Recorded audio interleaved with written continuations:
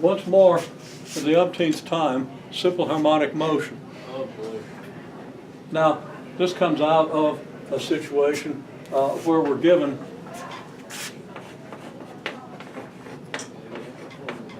A, omega, V, and T, and asked how they're related, right? Yeah.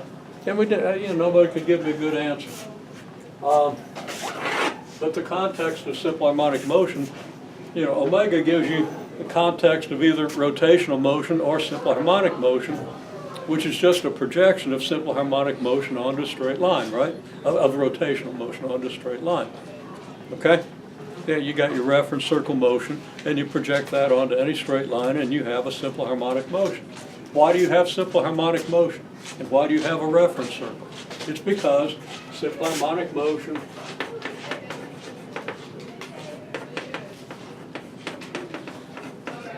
F net equals negative kx, where x is the axis on which the motion takes place. Fine.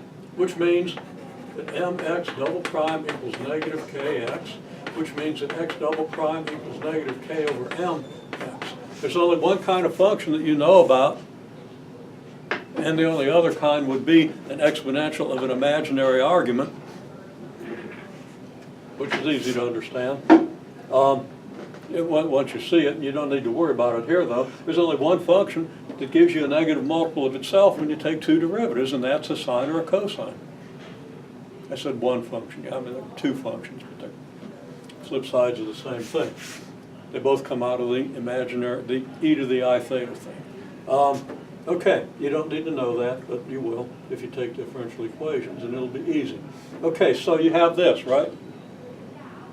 Well, this implies that x is some multiple of cosine of omega t plus some other multiple of a sine of omega t, because if you take any second derivative of the cosine of omega t, you get negative omega cosine omega t, right? Negative omega squared cosine omega t. And similar with the sine. And of course, omega is the square root of k over m. Now I could have written the solution down with the square root of k over m here. And you would verify it very easily, right?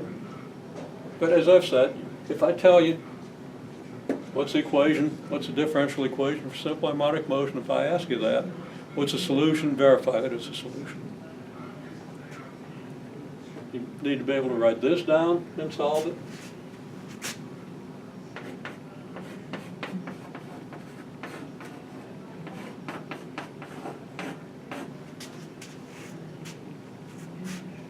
It's equal to this.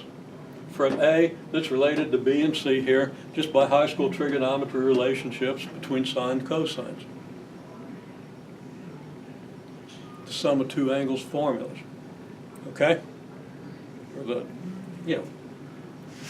simple standard trigonometric formulas that you get fairly early in a trigonometry class. Okay, so you got this, right? So now you know that x of t equals a cosine of omega t plus phi. You look back at videos and see how many times I've told you all this. Not getting on you for it, I'm just telling you, I expect you to know it, and you got to know that I expect you to know this, right? It's not hard. Write it down. Plug this in, take two derivatives of this, show that you get the same thing on both sides. Take two derivatives of this, show you get the same thing on both sides. Ideally, understand the trigonometry, how B and C are related to A and phi. That's related to like what is it? Some triangle like formula. You don't need a triangle, but you can maybe set it up that way, okay? It's kind of hard to derive those formulas from a triangle, but you can. And it's a good thing if you can. What's the easier way to derive them if not from trying? Euler's identity. I'm not going to go over it. You don't have to know it. I'm just telling you for your own sake, learn it. Look it up. I mean, what's a cosine of alpha plus beta? What's a sine of alpha plus beta? Okay?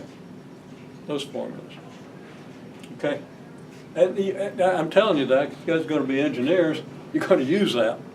If you don't know that, I'm a little surprised you didn't lock it in statics, but, you know, I don't know what kind of, yeah, I don't know how that textbook is set up. Okay. Anyhow, take my word for it, you're very likely to need this. And if you're going to take differential equations, you might as well get it out of the way now because you'll need it. Okay? But, you know, I'm trying to give you a picture here. Okay, so anyhow, you got this.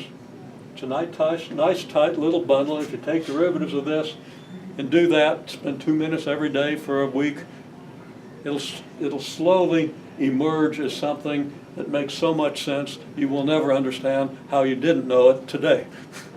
Okay? So, there it is, right? Now, the question, of course, doesn't relate to X, it relates to V. So,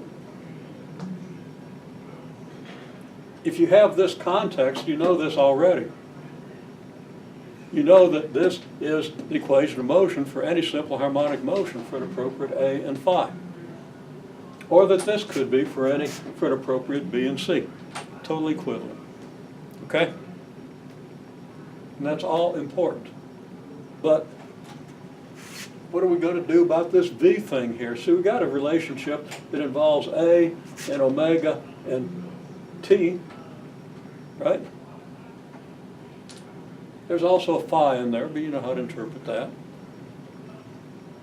What are we going to do about V? Well, you got to know what velocity is.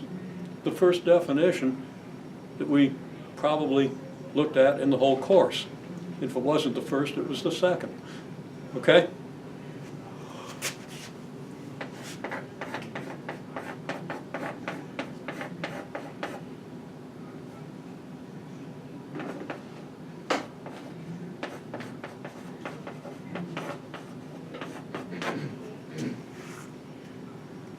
Okay? That's all. So now if you know any, well, we got the plus phi in there too. Assuming we know phi, if we know A, omega, V, T, if we know any three of those, we have something that relates them to the fourth, right? If we know V and A and T, we can find omega, okay? If we know omega, A, and V, we can find T. Now, of course, the motion is cyclical, so you have an infinite number of solutions to that equation, but hopefully you learn how to do an infinite number of solutions when you took pre-calculus. You just keep adding the period of motion. So any T gives you a solution, but any T plus the period of motion gives you a solution. Also, there are 2 points, and you can see at 2 points in your simple harmonic motion where you have the same velocity, right? So within one cycle, you have 2 different solutions, and then you can add the length of a cycle and get a bunch more solutions, right? Okay, does that make sense? So if you're trying to solve this for T, you have 2 solutions within every cycle, and those solutions are also good if you add the length of a cycle to that T. Just how you solve trigonometric equations, okay?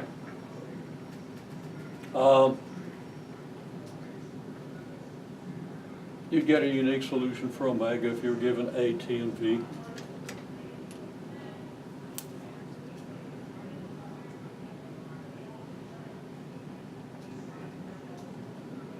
No, I'm having second thoughts about that, but I think so, yeah. Okay? No, actually, because of the multiplicity of possible solutions. If you're given a T within the first cycle, then you can solve for omega. Or at least approximate it. Okay, it makes sense? Now, so when you see this, if it doesn't immediately invoke simple harmonic motion or rotational motion,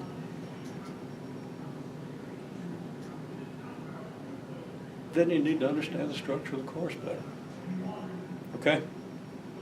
Because if you're trying to solve a problem and you recognize that you know these things, certainly you know 3 of them, and you know that you can relate them, okay? And then hopefully you know that not just because they're in an equation together, but in terms of the most basic principles, okay? So that's where you need to be, ideally. Not many people get totally there. And people still ace the course not quite being totally there. But some people do get there, so try to do it.